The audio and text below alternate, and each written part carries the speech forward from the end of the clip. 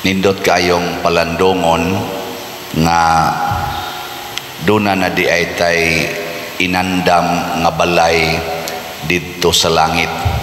Nya ang nangandam gyud og balay para atong puy-an mao gyud ang nagpakatao nga nahimong panday nga mao si Jesus. Lingi ay mong tupad ing na gusto na kang mupuyo dito sa balay nga giandam ni Jesus. Ngano man mo manglingi uban, hay may inyong ganahan puy-an ang balay dito sa langit o dinhis yuta?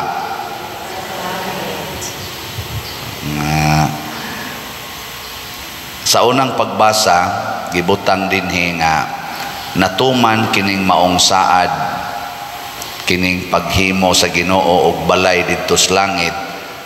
Pinaagi ni Jesus kay katumanggong pagkawagtang na dito sa paraiso ni Adan og ni Eva, wa natay balay dito sa langit. Ang tanang mamatay adto padong sa impyerno. Mao tong nagsaad ang Ginoo nga moabot ang panahon nga matuman gining makabalik gud mo dito sa langit. Nya ang naghimo niini mao si Jesus. Pero ang mga Hudiyo nga mao gyoy gisaaran sa Ginoo or mga Israelita, ang piniling katawhan sa Dios, wa muila ni Jesus. Munang gipahinumduman sila sa atong unang pagbasa si San Pablo nga nag-ingon nga ang Ginoo nga maoy naghatag og katumanan sa gisaad nga kaluwasan, maotong inyong gilansang sa krus kay wa mo kaila niya. Ana usahay manggod kaning paghatag sa Ginoo nato ba sa iya bitawng kaning gitawag na tabang or labi na gining kaluwasan. Usahay dili ta makauyon, ambot og usahay baka o permanente. Lingi ay mo to pa di kaduha na ganahan baka sa kaning kaluwasan sa Ginoo. Panalitan kanang wa tay bugas, way bugas ba way makaon. Unsa may atong ganahan, kwarta o kapobre? Kung kita gyud papilion ba unsa may wa kay bugas, wa kay kwarta, wa na kay ikapaeskwela sa imong anak, wa na kay kapalit og maintenance or tambal sa imong masakiton, unsa may imong pangayoon sa Ginoo, kwarta o kapobre? Hoy, wa na mo katingog. Wow na kadang niya ang kaluwasan ra ba nga gikas Ginoo ang kakabos mo nang sige sa ingon bulahan mong mga kabos. So wa natay kwarta, wa natay ikapalit, ambot kaning wa natay ikabayad sa tong kontraktor, magpasalamat ta nga kuan kana na ang nahimot ang kabos. Ngano man tungod kay naliwat na ta sa anak sa Dios, sa bugtong anak sa Dios. Matod pa sa atong tubag sa Salmo, unsa to itubag na to? Ikaw ang akong anak, karong adlawa gianak ko ikaw. Sige, ikatulong lingi ing nahimong tupad, anak kas Ginoo ayaw kabalaka. Ina, anak kas Ginoo ayaw kabalaka. Di man kita mabalaka og anak tag usa ka barangay kapitan. Ning siya okay kana barangay kapitan ng papa na secure na samot na gyud mahimong mayor. So sayaw kabalaka, mayor ang kuana na ang papa na, samot na gyud mahimong sa taas-taas sa mayor, congressman. Ay kabalaka, taas bang congressman sa mayor? Ay kabalaka congressman ang mahal na. Ang sa pagitaas sa congressman Gobernador? Oh, ay kabalaka, gobernador ang papa na. Sa pagilain, sa taas pas gobernador. Senador, ay kabalaka, senador kong papa na. Ang sa taas pa sa senador, presidente, samot na yun. Ay kabalaka, naunsa ka diya, presidente mong papa. Ang sa pagilambaw presidente, ay ibutan ta Ginoo. O di samot na yun kasi asubalaka maka Ginoo imong papa. Ikaw niya wa na mamibugas, wa na may kapalit pagkaon, ayaw lagi kabalaka kay Ginoo imong papa.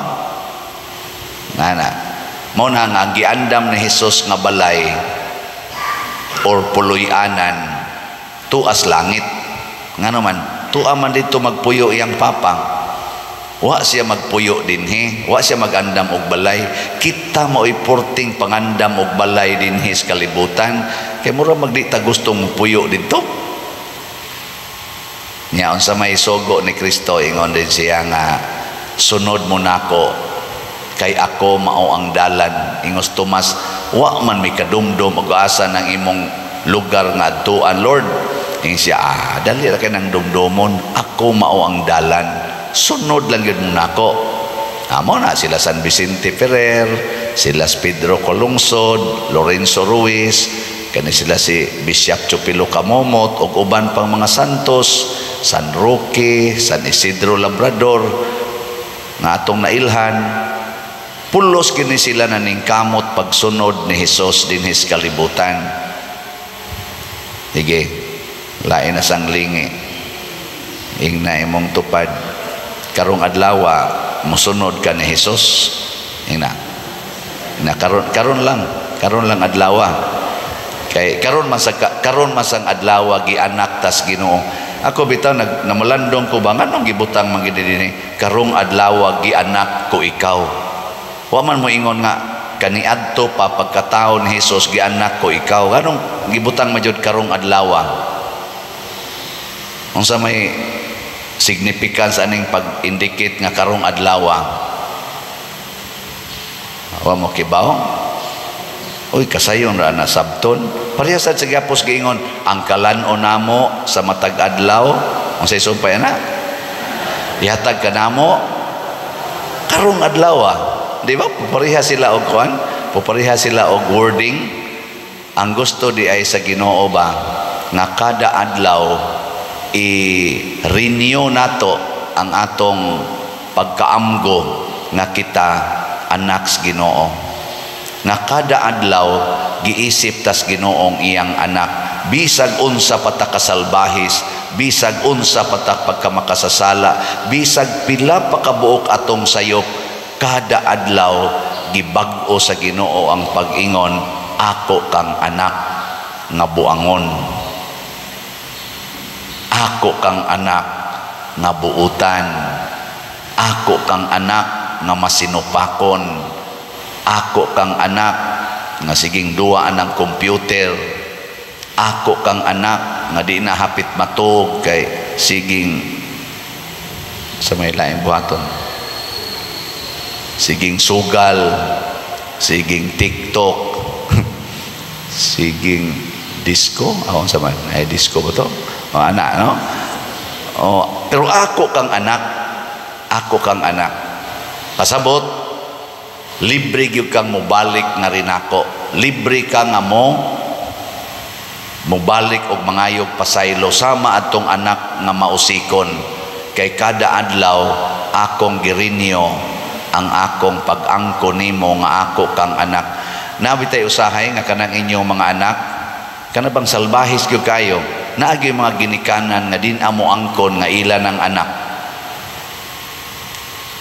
Kinsa ninyo dinhi ang kanunay yung moangkon sa inyong anak or moangkon lang gyapon sa inyong anak, labi nahimo na gyud siyang kriminal, suyop o nya nanulis nya gipatay pag yung iyang igsuon or imong mama, iyang lula gipatay.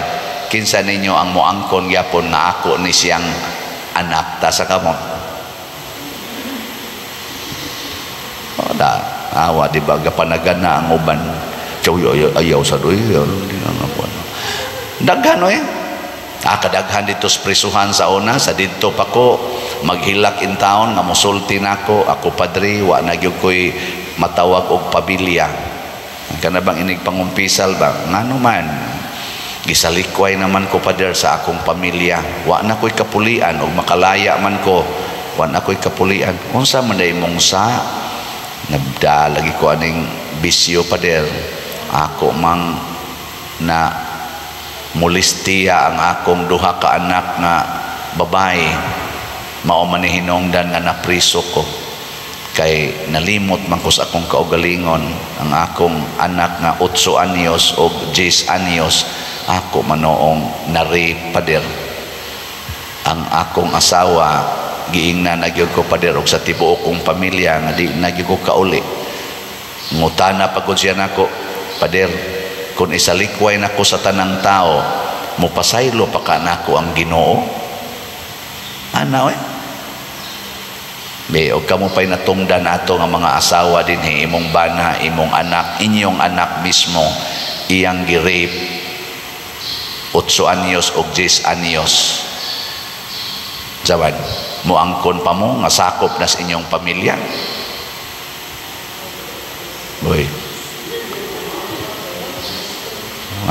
kamu sige ta simba din pero galisod wala no pero ang amahan nato sa langit kanunay gyung moangkon ako kang anak karong adlaw gi anak ko ikaw way pagkausab sa kasing-kasing sa atong langit nung amahan mao nang makasubay gitag langit nganuman anytime nga mo desisyon ta nga mo subay tas daan padong sa langit dili ta hinginlan aning atong langit nung amahan nga amahan ni Hesus amahan sa atong manluluwas mo nang ator yung buhaton mo subay ta ni Hesus unsa may mga basic nga kinabuhi nga atong puy-an una kana yung kinabuhi sa kakabos biyai ang tanan nga niya aning kalibutana kay tuay giandam nga bahandi nga tuas langit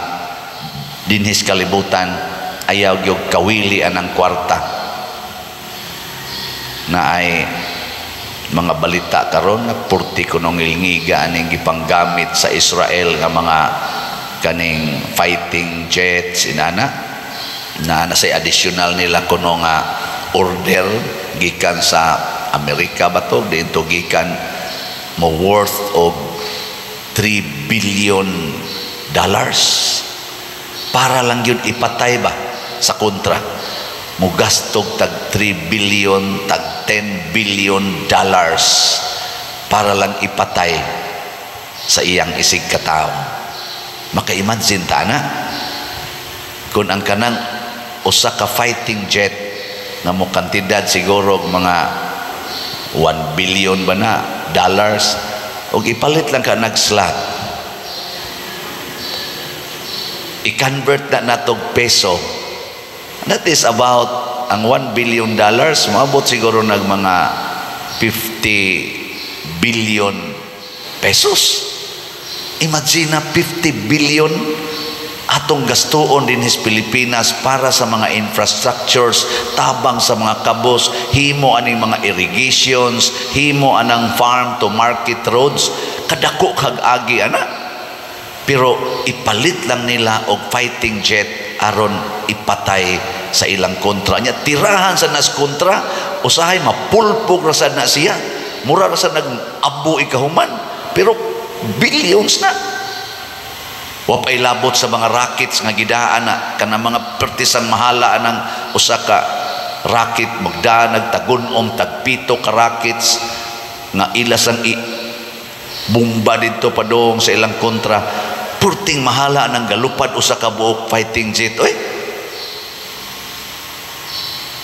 para lang ipatay mauna kay tungod man na sa atong pangambisyon na madato gyud ta inig kadato na nato protektahan na nato ang atong pagkadato maghimo na tagdaghang mga armas unya maggubat na ta kay nagsige na tagprotektar og nag-inilugay na tas atong bahandi dinis kalibutan, muagi rata dinhing tanan tuay gapaabot nga bahandi didto. Ngilingay mong tupad ina okay ra nimo maggubat na ron, ina okay ra nimo inayag duka-duka diha basig bukalitrog ulbo ang atong palibot.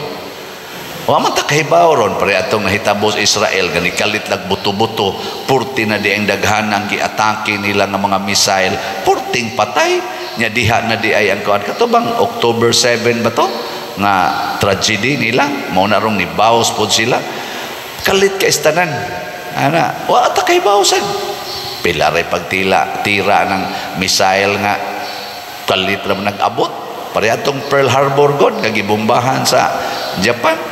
Dito pumuntoy nagdit-dit gato mga Air Force kalit nagbuto-buto, wa takibaw kalit ang tarong kamatay. Pero ayaw kabalaka mosubay na ta sa dalan, ang dalan sa kakabos. Ikaduha, ang dalan sa pag-antos. Kining pag-antos, pag inantosay ta, antuson gyud natog palit og slat, antuson natog pasaylo ang atong isig katawo, antuson nato pagpaambit sa atong bahandi ngadto sa atong isig katawo. Og ang nindot sad kaayong kinabuhi ni Hesus kanang makanunayong pag-ampo, constant daily prayer. Mo na kamong sigig simba dinhi, pwede na mong maigo sa mga racket. Labi na gyud og sige mog simba dinhi nya wa gyud moy attachment sa mga butang o mga tao sa kalibutan, nya sige mong antos sa mga kuyog ninyo sa kinabuhi, kana congratulations. Di ba?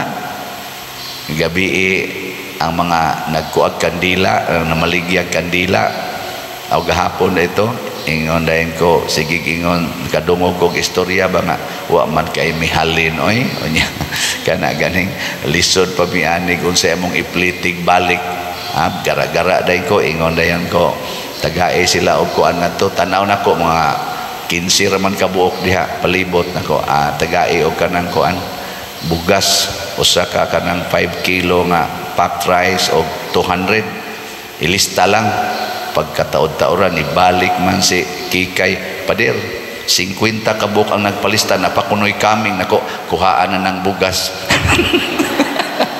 Patay sa dali hurot pasang bugas wa na minutay malunga amin nako 15 ra kabuk ni daghan magmaayo ni abot 50 pila ka hatagan final daghan naman kaayo. Niya pag-abot sa nako pagkagabi ingon na sa pader na pwede bag makahigda mi dinis inyong kuan adto may tent dihas may stage hasta no nagantos gud in town ni sila pamaligya wa pagikihigdaan atong ipahigda diha ang lakaw kuno tog sayo ang uban na ba kanang mo-share tas pag-antos sa atong isig katawo kay luoy kayo kay sa ato silang pamatyon, ato silang hikawan sa mga pagkaon, mag-inantosay ta, mag-alagaray ta sa usag-usa, antos gina. Dili ta mo ingon, wa ko'y labot ni mo, tagadiin mo nganong nangabot mo dinhi, hasol-hasol lang mo na mo. Wala. Ato, tabang yun. Tabang kutob sa ato ma-share. Di lang sa nato patuyangan, wa natay ikahatag. Kutob lang yun nga napatay ikahatag. O kung ato ning buhaton, ang Ginoo sa iyang pag-angko nato nga iyatang anak makaangkon sa taniya nga ato siyang amahan ug ihatag sa niya ang mga butang nga makapalambo sa atong pagtuo. Muna ako madasigon kay kung magsigig baligya aning slat bisan paghinay atong halin basta lang naalagay halin mudaghan naman sa nigkalit no amo na kamusan nga naminaw karon gusto sa mong mahimong anak sa Ginoo usa na ni ana ang pagpalit og slat kay ang kinabuhi nato dinhi sa parokya o sa simbahan mao man gini ang tinuod nga kinabuhi nga nagdagan padung adtos langit ni aman dinhi ang atong Ginoo sentro man dinhi ang dalan ang kamatuoran ug ang kinabuhi manindog ta.